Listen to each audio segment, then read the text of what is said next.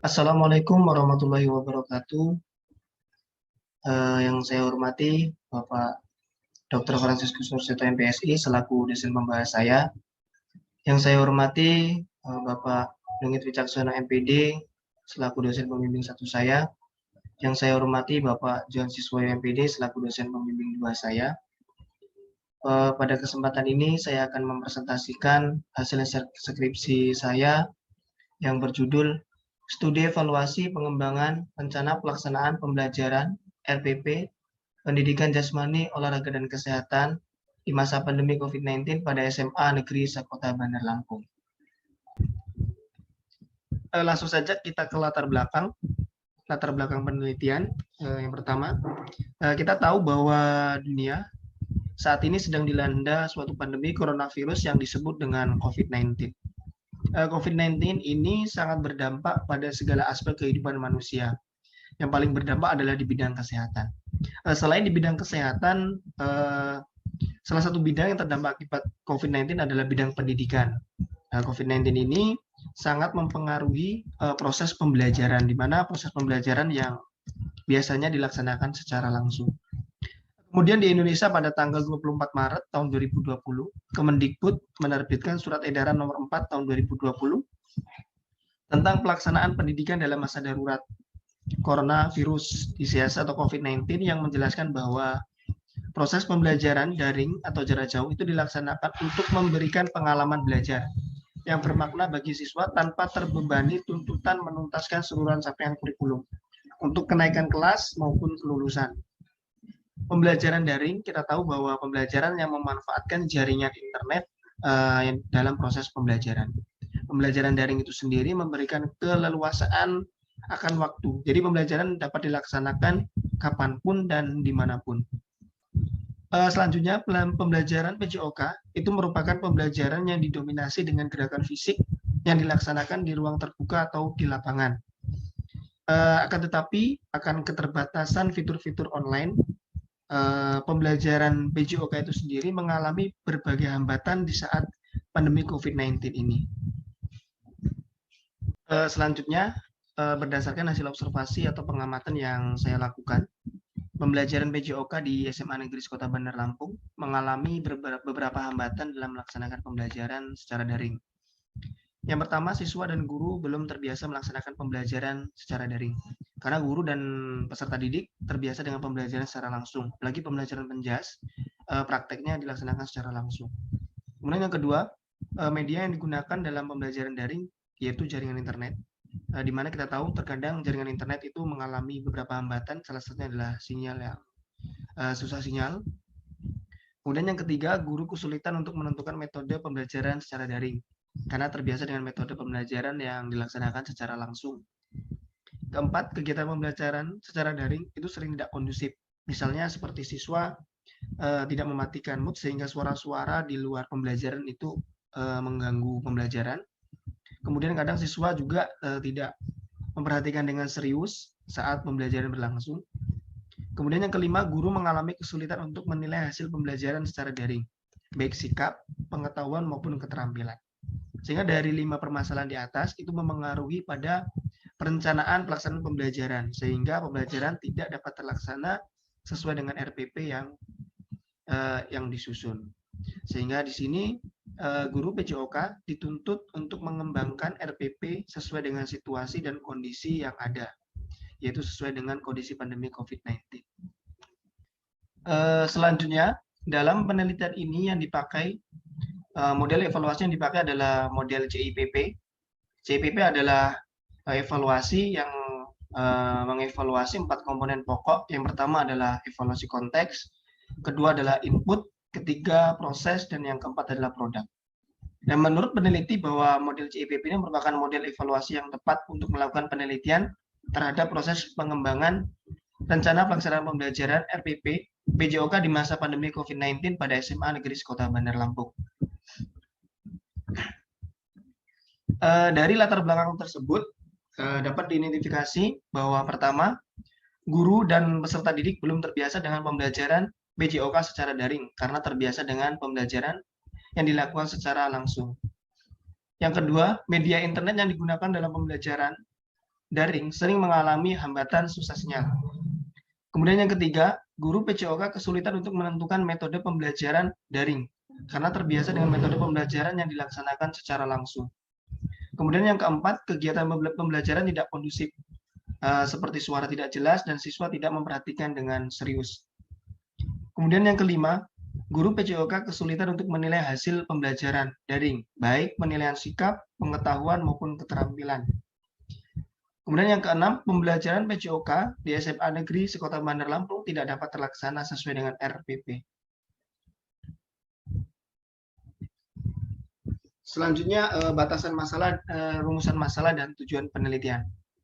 Berdasarkan identifikasi masalah di atas, dapat saya batasi permasalahan penelitian saya, fokus kepada studi evaluasi pengembangan rencana pelaksanaan pembelajaran, pendidikan jasmani, olahraga, dan kesehatan PJOK di masa pandemi COVID-19 pada SMA Negeri Sekota Bandar Lampung.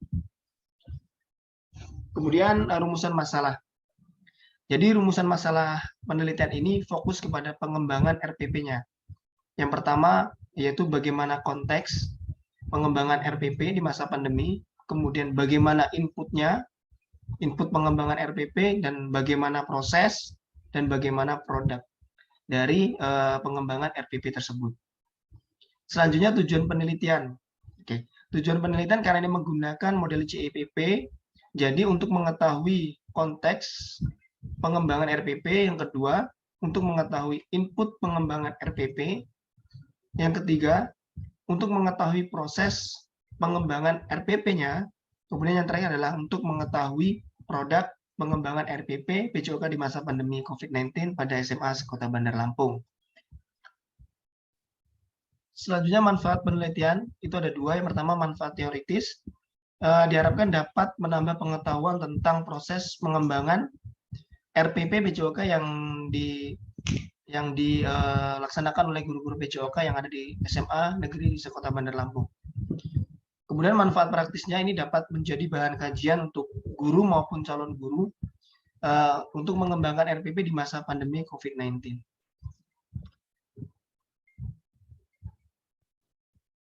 Selanjutnya kita ke tinjauan pustaka.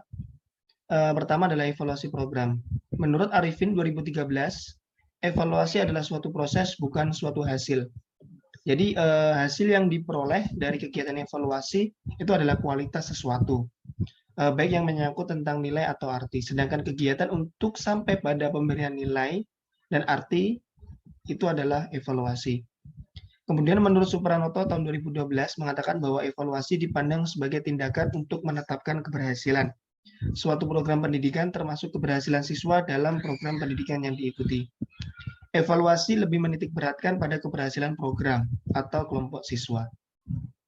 Dari pendapat dua ahli di atas dapat disimpulkan bahwa evaluasi adalah suatu proses mengumpulkan atau menyediakan informasi tentang suatu kegiatan tertentu, yang kemudian informasi tersebut menjadi bahan pertimbangan dalam mengambil keputusan, sehingga dapat membantu dalam hal memperbaiki dan meningkatkan keberhasilan program. Penelitian evaluasi merupakan salah satu penelitian terapan yang digunakan untuk mengevaluasi implementasi kebijakan, program, dan proyek. Selanjutnya model CIPP. Model CIPP ini dikembangkan oleh Staffelbaum dan kawan-kawan tahun 1967 di Ohio State University. Menurut Endang Mulyatiningsih 2011 berpendapat bahwa CIPP ini menurut klasifikasi model berdasarkan tujuan, model ini termasuk model manajemen analisis yang bertujuan untuk mengevaluasi keputusan atau kebijakan seorang manajer. Model CIPP adalah model yang mengevaluasi 4 komponen pokok. Yang pertama adalah evaluasi konteks. Evaluasi konteks ini adalah latar belakang yang menjadi dasar pengembangan, di sini relevan dengan pengembangan RPP di masa pandemi. Kemudian yang kedua adalah evaluasi input, yaitu mengevaluasi rencana dan masukan yang mendukung tercapainya pengembangan RPP. Kemudian yang ketiga adalah evaluasi proses, bagaimana implementasinya, bagaimana pelaksanaan dari rencana pengembangan RPP-nya. Kemudian yang terakhir adalah evaluasi produk, yaitu mengevaluasi hasil dari pengembangan RPP yang dilakukan oleh guru PJOK selama pandemi COVID-19. Baik, selanjutnya kita ke Rencana Pokok Pembelajaran (RPP). Berdasarkan Peraturan Menteri Pendidikan dan Kebudayaan Republik Indonesia Nomor 81A Tahun 2013, RPP adalah rencana pembelajaran yang telah dikembangkan secara perinci oleh suatu materi pokok atau tema tertentu yang mengacu pada silabus. Kemudian menurut Majib tahun 2014, RPP adalah rencana yang menggambarkan prosedur dan pengorganisasian pembelajaran untuk mencapai satu kompetensi dasar yang ditetapkan dalam standar isi dan telah dijabarkan dalam silabus. Terus relevannya terhadap RPP PJOK itu apa? Jadi RPP PJOK itu adalah merupakan suatu rencana yang dibuat oleh guru pendidikan jasmani atau guru PJOK sebelum melaksanakan pembelajaran yang mengacu pada silabus.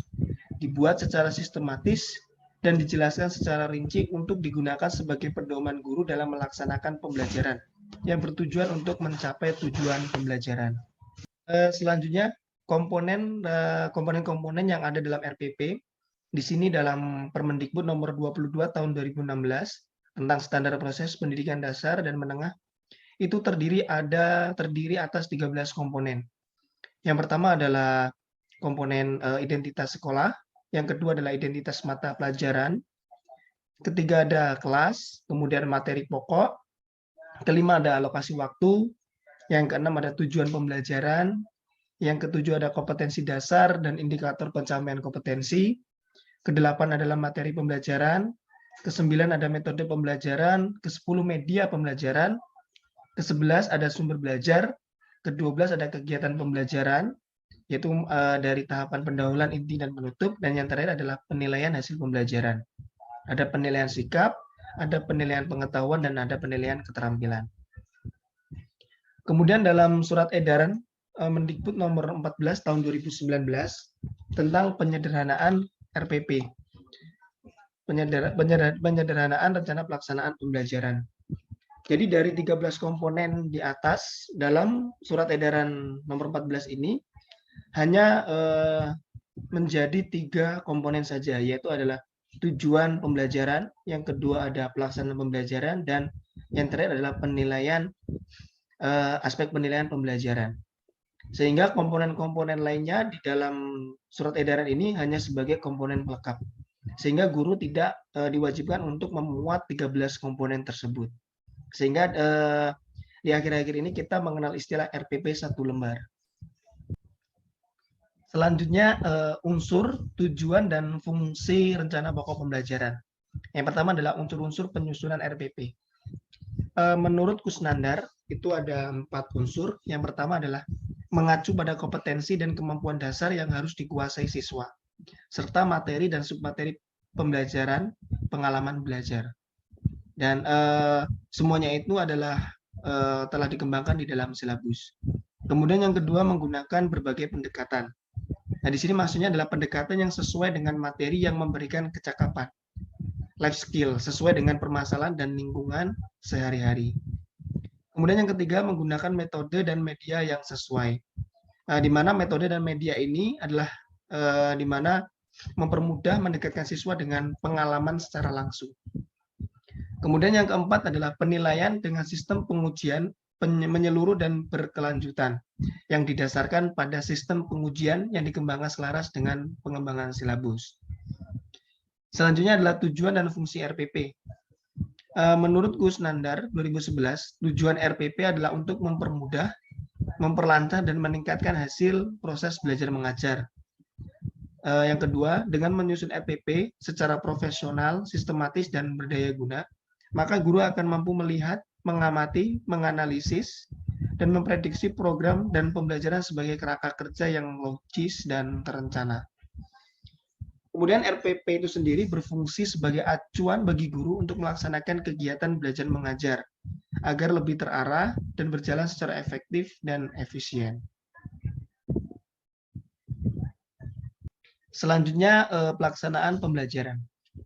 Berdasarkan Peraturan Menteri Pendidikan dan Kebudayaan Nomor 22 Tahun 2016 menyatakan bahwa pelaksanaan pembelajaran merupakan implementasi dari RPP, meliputi 3 kegiatan. Yang pertama adalah kegiatan pendahuluan, inti, dan penutup.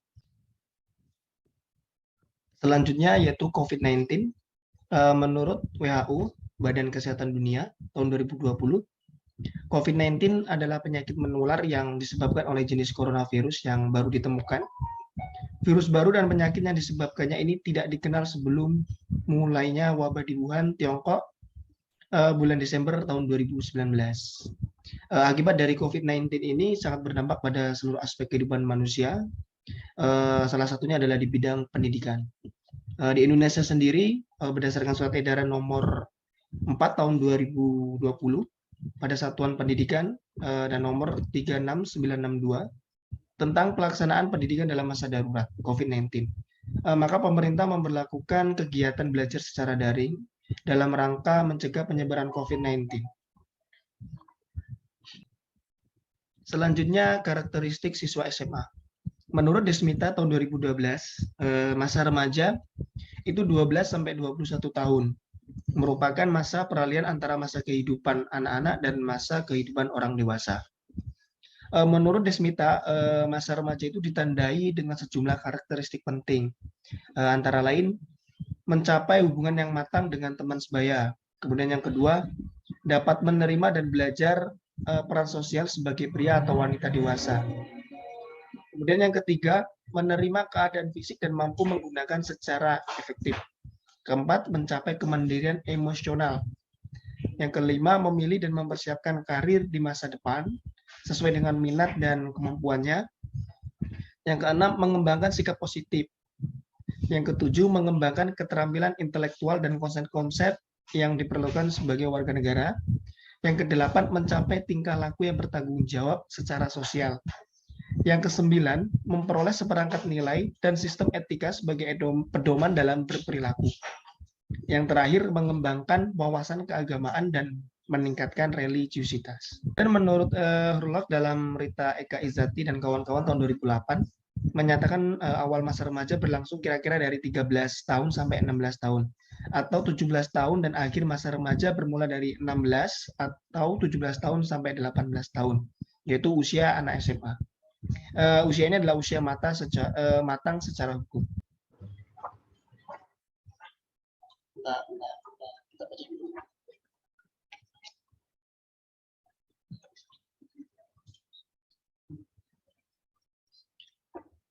Selanjutnya yaitu profil sekolah. Di sini profil sekolah adalah sekolah yang terpilih menjadi sampel penelitian. Yang pertama itu ada sekolah menengah atas SMA Negeri 2 Bandar Lampung sebagai sekolah unggulan, alamat di Jalan Amir Hamzah nomor 01 Gotong Royong. Akreditasi sekolah ini sudah A dan menggunakan kurikulum 2013. Selanjutnya sekolah menengah atas Negeri 15 Bandar Lampung. Ini adalah sampel penelitian untuk sekolah menengah. Beralamatkan di Jalan Turi Raya, Tanjung Seneng, Bandar Lampung. Sekolah ini terakreditasi A dan menggunakan kurikulum 2013. Kemudian sekolah menengah atas Negeri 06 Bandar Lampung, itu sebagai sekolah non-unggulan.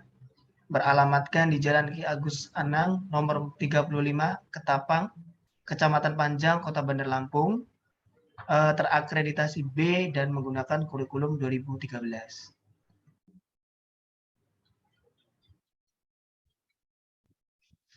Selanjutnya penelitian yang relevan.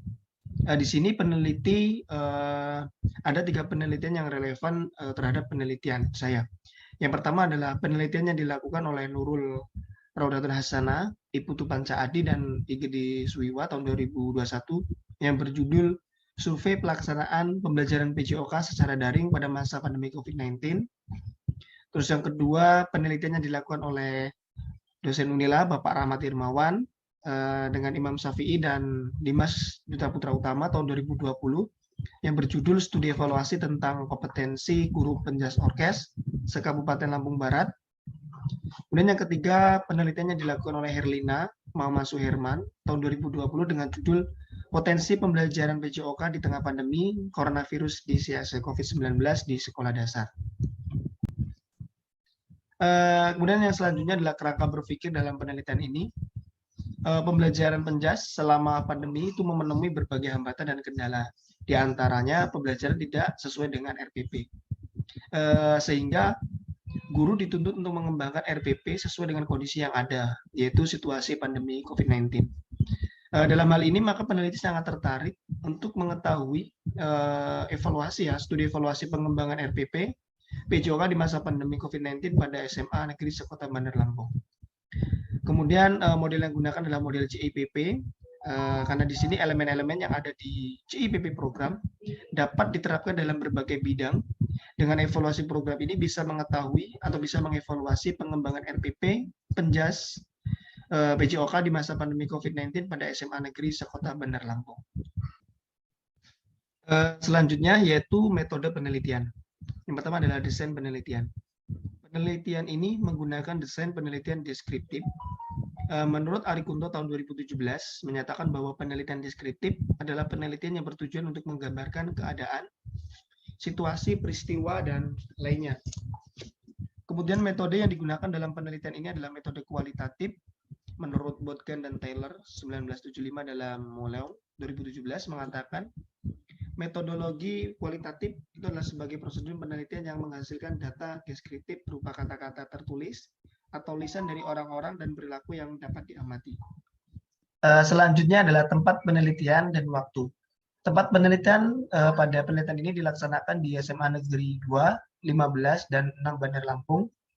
Kemudian waktu penelitian yaitu dilakukan sampai jumlah data tercukupi dan dimulai dari turunnya surat persetujuan penelitian dari Dekanat FKIP Universitas Lampung. Kemudian populasi dan sampel penelitian. Populasi penelitian, menurut Sugiono, populasi adalah wilayah generalisasi yang terdiri atas objek atau subjek yang mempunyai kualitas dan karakteristik tertentu yang ditetapkan oleh peneliti untuk dipelajari dan kemudian ditarik kesimpulannya. Populasi pada penelitian ini adalah guru PJOK di SMA Negeri Sekota Bandar Lampung, yaitu kelas 1, kelas 2, dan kelas 3. Yang berjumlah 51 guru, yaitu dari 17 SMA negeri dikali 3 guru setiap sekolah. Kemudian sampel penelitian. Sampel adalah bagian dari jumlah dan karakteristik yang dimiliki dari populasi tersebut. Sugiono 2016. Teknik yang digunakan dalam penelitian ini adalah stratified random sampling, yaitu cara pengambilan sampel di mana membagi populasi ke dalam strata. Kemudian memilih sampel secara acak setiap stratum dan menggabungkannya untuk menaksir parameter populasi. Strata yang dimaksud adalah SMA negeri di Kota Bandar Lampung yang merupakan sekolah unggulan. Di sini adalah SMA 2, kemudian yang menengah itu ada SMA 15 dan yang non unggulan adalah SMA 6 Kota Bandar Lampung. Jadi total sampel itu ada 3 SMA, kemudian masing-masing SMA itu ada 3 guru. Jadi totalnya adalah 9 guru PJOK. Selanjutnya teknik pengumpulan data. Sebelum ke teknik pengumpulan data, instrumen penelitian yang digunakan dalam penelitian ini adalah peneliti itu sendiri. Menurut Sugiono tahun 2019 bahwa penelitian kualitatif yang menjadi instrumen penelitian adalah peneliti itu sendiri. Oleh karena itu peneliti sebagai instrumen itu juga harus divalidasi seberapa jauh peneliti siap melakukan penelitian yang selanjutnya terjun ke lapangan. Teknik pengumpulan data itu ada 4. Yang pertama adalah observasi atau pengamatan. Menurut Nasution dalam Sugiono tahun 2019 menyatakan bahwa observasi adalah dasar semua ilmu pengetahuan. Para ilmuwan hanya dapat bekerja berdasarkan data, yaitu fakta mengenai dunia kenyataan yang diperoleh melalui observasi. Menurut Marsal dalam Sugiono tahun 2019 menyatakan bahwa melalui observasi peneliti belajar tentang perilaku dan makna dari perilaku tersebut. Di sini peneliti melakukan observasi terhadap beberapa SMA negeri yang ada di Kota Bandar Lampung dengan mengobservasi beberapa guru dan beberapa siswa. Kemudian wawancara. Menurut Esterberg tahun 2002 dalam Sugiono tahun 2019 mendefinisikan wawancara merupakan pertemuan 2 orang untuk bertukar informasi dan ide melalui tanya jawab sehingga dapat dikonstruksikan makna dalam suatu topik tertentu. Di sini peneliti menggunakan teknik pengumpulan data yaitu wawancara dengan berdasarkan pedoman wawancara yang sudah dibuat dan dilampirkan dalam proposal dengan 40 butir pertanyaan. Kemudian dokumentasi. Sugiono 2019, dokumentasi atau dokumen merupakan catatan peristiwa yang sudah berlalu. Dokumentasi bisa berbentuk tulisan, gambar, atau karya-karya monumental dari seseorang. Di sini dokumentasinya selain dokumentasi wawancara peneliti dengan narasumber, ada dokumentasi RPP yang digunakan atau RPP yang sudah dikembangkan dalam pelaksanaan pembelajaran di masa pandemi COVID-19. Yang keempat itu ada triangulasi data. Menurut Sugiono tahun 2019 dalam teknik pengumpulan data, triangulasi diartikan sebagai teknik pengumpulan data yang bersifat menggabungkan dari berbagai teknik pengumpulan data dan sumber data yang telah ada. Jadi, bila peneliti melakukan pengumpulan data dengan triangulasi, maka sebenarnya peneliti mengumpulkan data sekaligus menguji kebenaran atau kredibilitas data tersebut. Triangulasi data ini menggali kebenaran informasi tertentu melalui berbagai metode dan sumber perolehan data. Misalnya, selain melalui wawancara dan observasi, peneliti bisa menggunakan observasi terlibat atau partisipan observasi, dokumen tertulis, arsip, dokumen sejarah, catatan resmi, catatan pribadi, gambar, dan foto. Baik, selanjutnya yaitu ke teknik analisis data. Analisis data pada penelitian ini dilakukan melalui kegiatan penyusunan dan penafsiran untuk menyusun kesimpulan. Dapat digambarkan pada urutan teknik analisis data yaitu di samping. Yang pertama, peneliti melakukan pengumpulan data dengan melakukan 4 teknik tadi, yaitu observasi, wawancara, dokumentasi, dan triangulasi data. Kemudian peneliti mereduksi data, yaitu memilih data yang relevan dengan penelitian dan menyisikan data-data yang tidak digunakan dalam penelitian. Kemudian menyajikan data. Di sini peneliti bisa menyajikan data berupa kata-kata, bisa berupa grafik, bisa berupa diagram, dan lain sebagainya. Selanjutnya yaitu hasil dan pembahasan. Yang pertama adalah hasil penelitian, yaitu terkait evaluasi konteks. Pada poin pertama, secara konteks, pemahaman konsep dasar tentang RPP PJOK menunjukkan bahwa masih ada kekurangan, yaitu terkait persepsi guru-guru PJOK SMA Negeri Kota Bandar Lampung terhadap penyusunan RPP yang merupakan tugas administratif. Pada dasarnya penyusunan RPP itu bukanlah tugas yang bersifat administratif, melainkan merupakan tugas profesi seorang guru sebagaimana tercantum pada pasal 20 Undang-Undang Nomor 14 Tahun 2005 tentang guru dan dosen. Kemudian poin yang kedua, guru-guru PJOK di SMA Negeri Kota Bandar Lampung sudah melaksanakan penyederhanaan RPP sesuai rujukan Surat Edaran Mendikbud Nomor 14 Tahun 2019.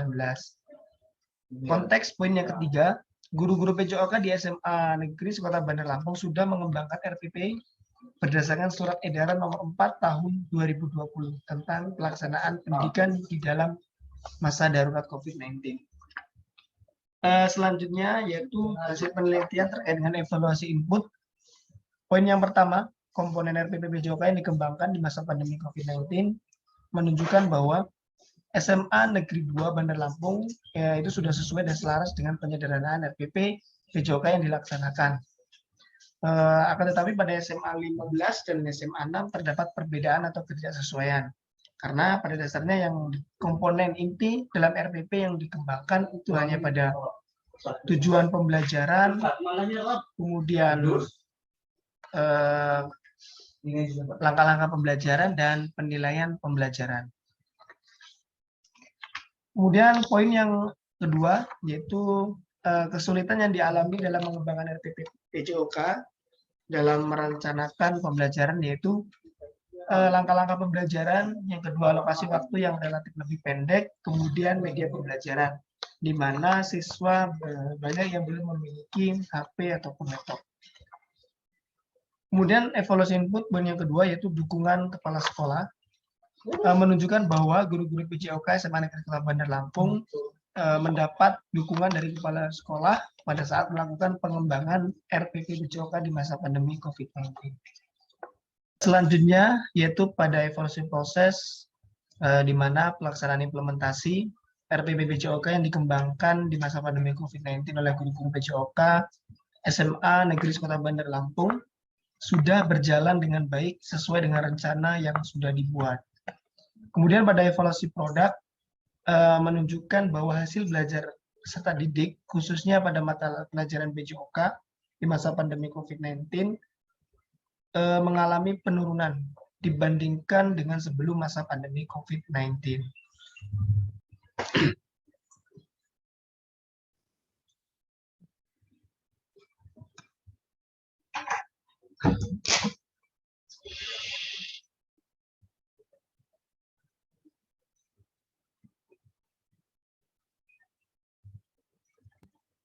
Selanjutnya yaitu pembahasan penelitian. Yang pertama yaitu pada aspek konteks. Poin yang pertama, pemahaman konsep dasar tentang RPP PJOK. Dari hasil penelitian yang sudah disampaikan tadi, di mana menunjukkan bahwa pemahaman konsep dasar terkait dengan pengertian, tujuan, komponen inti, dan aturan-aturan dasar dalam menyusun atau mengembangkan RPP itu sudah baik, tetapi masih ada kekurangan terkait dengan persepsi guru PJOK yang menganggap bahwa penyusunan RPP adalah tugas administratif. Padahal penyusunan RPP adalah merupakan tugas profesi yang tercantum pada pasal 20 Undang-Undang Nomor 14 Tahun 2005 tentang guru dan dosen. Solusi dari permasalahan ini adalah guru-guru PJOK itu harus menelaah kembali terkait dengan persepsi pada beban tugas penyusunan RPP yang merupakan tugas profesi. Artinya tugas profesi itu di mana tugas pokok yang sudah melekat ketika kita sudah menjadi seorang guru, bukan tugas yang hanya bersifat administratif atau tugas yang bersifat penunjang. Poin yang kedua pada aspek konteks yaitu sistematika dan rujukan yang digunakan dalam penyusunan RPP PJOK. Di sini guru-guru PJOK di SMA Negeri Kota Bandar Lampung itu sudah melaksanakan penyederhanaan RPP sesuai rujukan Surat Edaran Mendikbud Nomor 14 Tahun 2019, yaitu pada aspek yang poin yang ketiga yaitu dasar pengembangan RPP PJOK di masa pandemi COVID-19. Guru-guru juga sudah mengembangkan RPP berdasarkan Surat Edaran Nomor 4 Tahun 2020 tentang pelaksanaan pendidikan di dalam masa darurat COVID-19. Selanjutnya yaitu terkait dengan aspek input. Poin yang pertama adalah komponen RPP PJOK yang dikembangkan di masa pandemi COVID-19. Sudah kita bahas di hasil penelitian bahwa SMA 2 itu sudah sesuai dan selaras dengan sesuai dengan rencana, berbeda dengan SMA 5 dan 15 dan SMA 6 yang tidak sesuai dan masih ada perbedaan. Ya, solusi di sini adalah guru-guru PJOK tentunya di SMA 5, SMA 15 dan SMA 6 itu hanya perlu mengembangkan pada komponen tujuan pembelajaran, kegiatan pembelajaran dan penilaian pembelajarannya saja. Kemudian terkait dengan kesulitan yang dialami saat merencanakan pelaksanaan pembelajaran.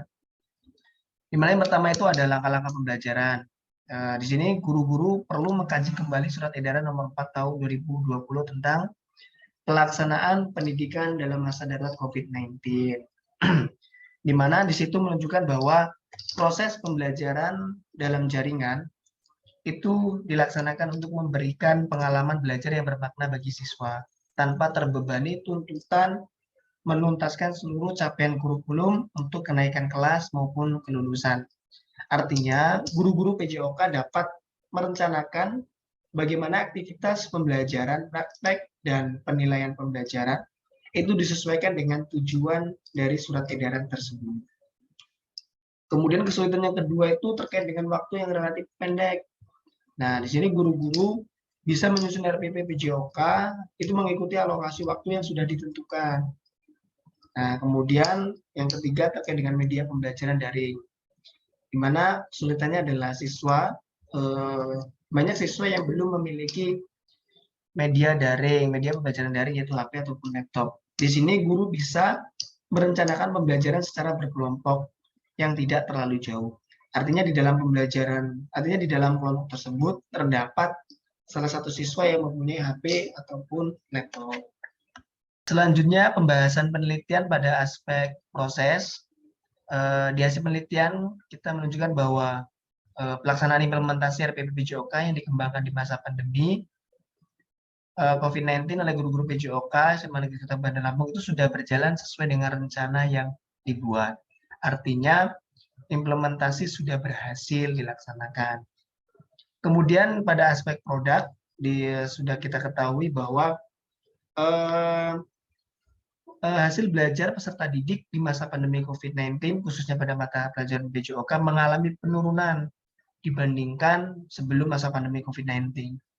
Solusi dari permasalahan ini adalah guru-guru PJOK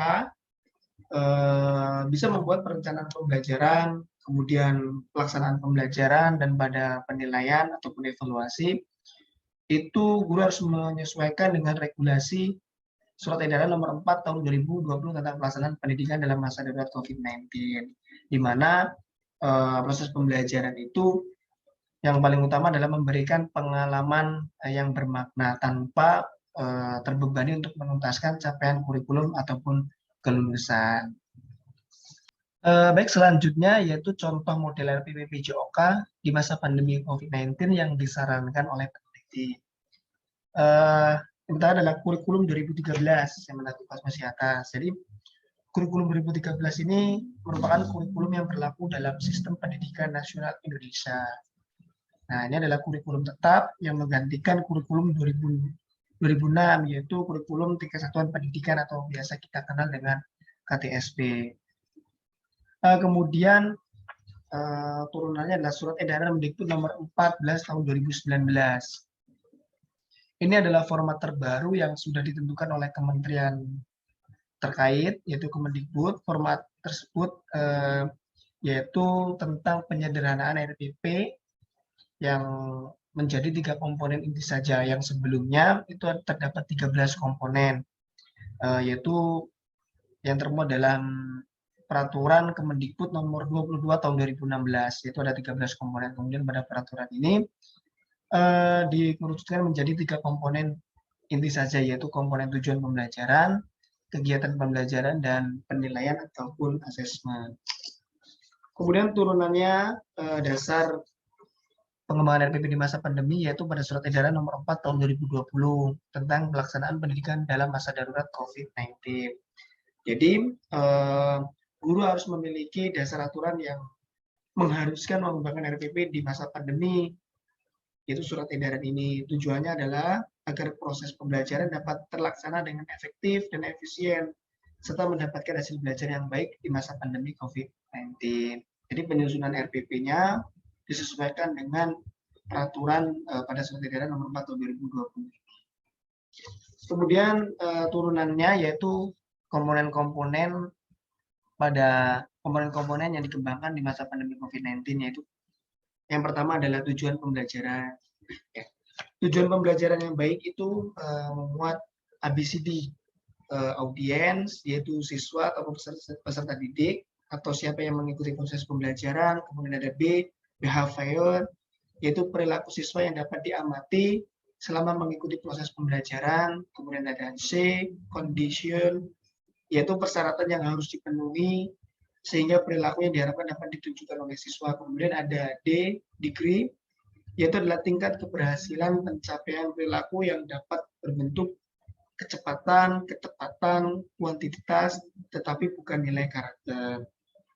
Oke, contohnya seperti tujuan pembelajaran. Misal tujuan pembelajaran adalah setelah melakukan gerakan pada permainan sederhana, siswa dapat berjalan lurus ke suatu arah dengan tepat.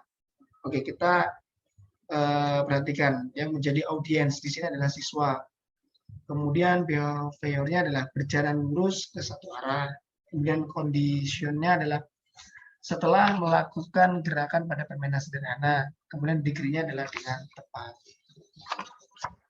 Selanjutnya yaitu kegiatan pembelajaran. Ya, kegiatan pembelajarannya baik tentunya memuat yang pertama adalah kegiatan pendahuluan, ya, yang berisi aktivitas guru dalam menyiapkan peserta didik, baik secara psikis maupun fisik. Kemudian ada kegiatan pembelajaran yaitu kegiatan inti, yaitu aktivitas siswa dalam proses pembelajaran untuk mencapai kompetensi dasar dengan menggunakan metode dan media pembelajaran serta sumber belajar yang disesuaikan.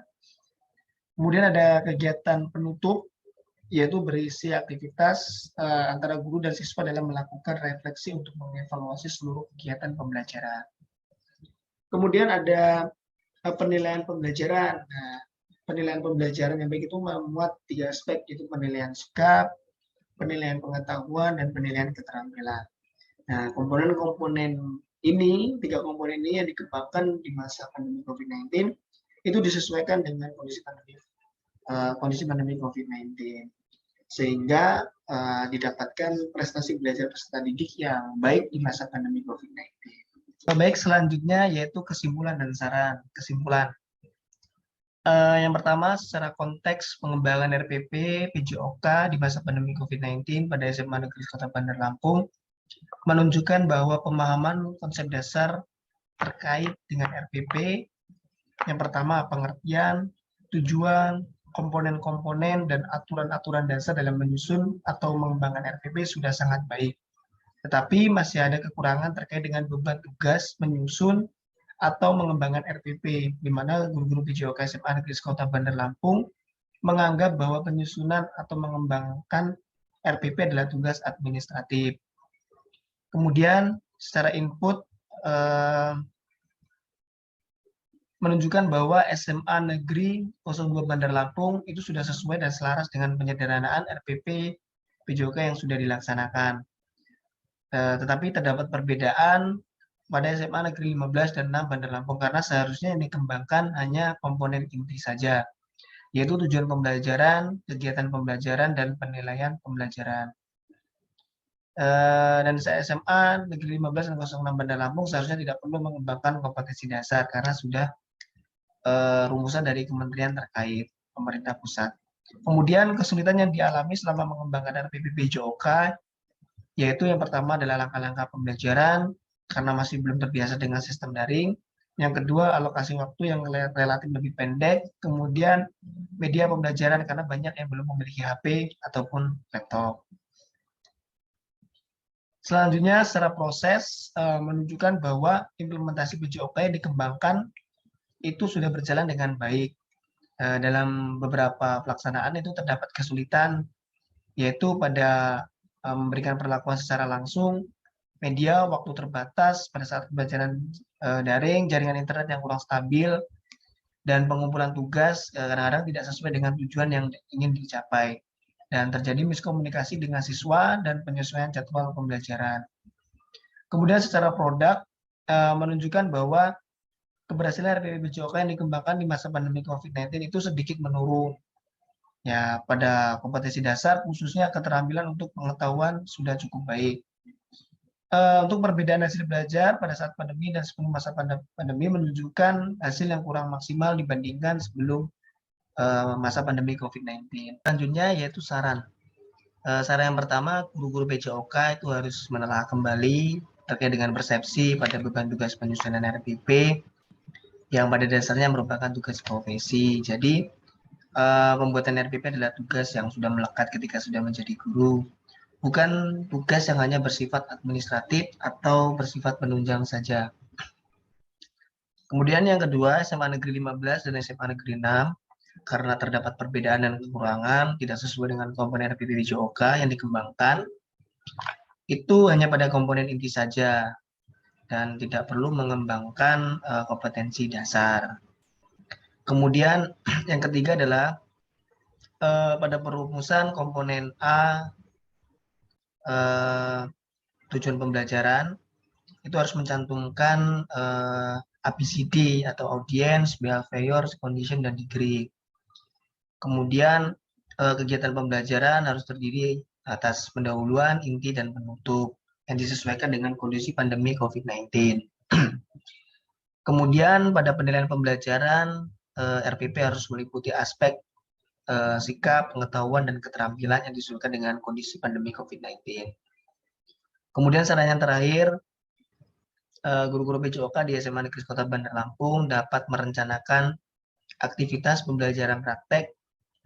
Kemudian penilaian pembelajaran disesuaikan dengan tujuan dari surat edaran, yaitu tentang pelaksanaan pendidikan dalam masa darurat COVID-19, bahwa proses pembelajaran daring itu dilaksanakan untuk memberikan pengalaman belajar yang bermakna tanpa terbebani tuntutan untuk menuntaskan seluruh capaian kurikulum ataupun kenaikan kelas maupun kelulusan. Kemudian dengan waktu pembelajaran yang relatif pendek di masa pandemi, guru-guru harus bisa kreatif dan memanfaatkan alokasi waktu yang sudah ditentukan. Kemudian terkait dengan siswa yang belum memiliki HP ataupun laptop, guru bisa merencanakan pembelajaran secara berkelompok, yaitu yang tidak terlalu berjauhan. Artinya dalam kelompok tersebut salah satu siswa bisa mempunyai HP ataupun laptop. Kemudian dokumentasi, ini adalah dokumentasi saya. Yang pertama itu dengan Pak, di situ dari SMA Negeri 2, kemudian SMA 15 dan SMA 6 Kota Bandar Lampung. Mungkin itu saja yang bisa saya sampaikan, yang bisa saya presentasikan pada kesempatan ini. Kurang dan lebihnya saya mohon maaf. Saya akhiri. Wassalamualaikum warahmatullahi wabarakatuh.